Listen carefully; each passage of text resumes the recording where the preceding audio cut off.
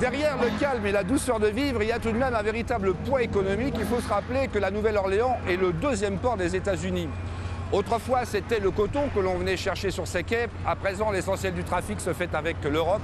Il concerne l'acier, les céréales et bien entendu le pétrole. Alors quelques chiffres pour montrer ce gigantisme à l'américaine. Derrière moi, là, il y a le plus long quai du monde, plus de 6 km. 100 000 employés, 500 000 passagers qui transitent pour des croisières à destination des Caraïbes ou du Mexique. Et puis permettez-moi un dernier chiffre, toute cette activité génère 6 000 mouvements de bateaux par an et vous imaginez que c'est une manne pour l'ensemble des sociétés de remorquage qui travaillent dans le port.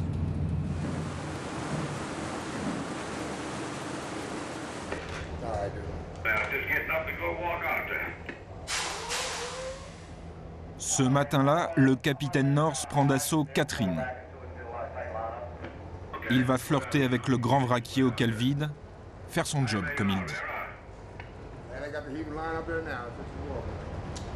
La sucette, c'est pour essayer d'arrêter de fumer, comme chaque jour.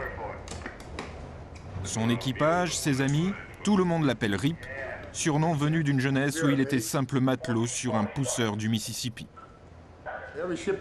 Chaque navire qui entre dans le port a un pilote à bord. Il est monté à l'embouchure du fleuve pour guider le bateau. Et son travail, là, c'est de positionner le bateau à quai. Moi, je ne peux pas voir de l'autre côté, alors il me donne des informations, ainsi qu'à l'autre remorqueur qui est derrière. C'est mes yeux, en quelque sorte. Voilà, tiens, d'ailleurs, c'est lui qu'on entend en ce moment à la radio. En 30 ans, Rip a fait son chemin. À présent, il est patron du plus gros remorqueur du port de la Nouvelle-Orléans. J'ai démarré comme simple matelot. Je travaillais sur le pont. Ensuite, je suis devenu chef mécanicien. Et puis, il a fallu que j'obtienne mon permis. Et ça demande du temps. C'est pas comme passer un permis de conduire. Pour l'obtenir, il faut des années et des années de navigation sur le fleuve.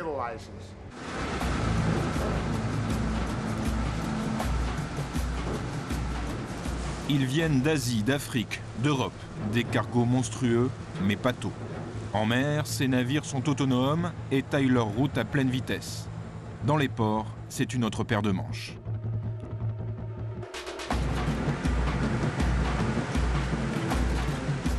Pour accoster ou se dégager d'un quai, il leur faut l'assistance de remorqueurs de plus en plus puissants, capables de réaliser des manœuvres au millimètre.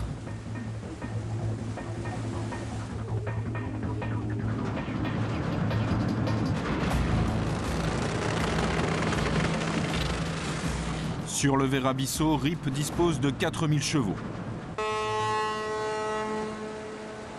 Son remorqueur est une arme commerciale dans un secteur où plusieurs compagnies se livrent une guerre sans merci.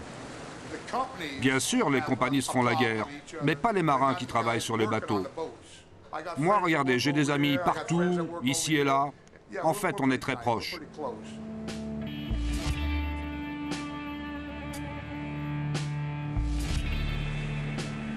Grande gueule, gros cœur. Rip est devenu l'un des personnages du petit monde des remorqueurs. Il connaît chaque mètre de quai du port de la Nouvelle-Orléans. Il connaît l'histoire des steamboats, ces bateaux à roues qui racontent le passé du Mississippi. Il sait aussi que loin du folklore, l'essentiel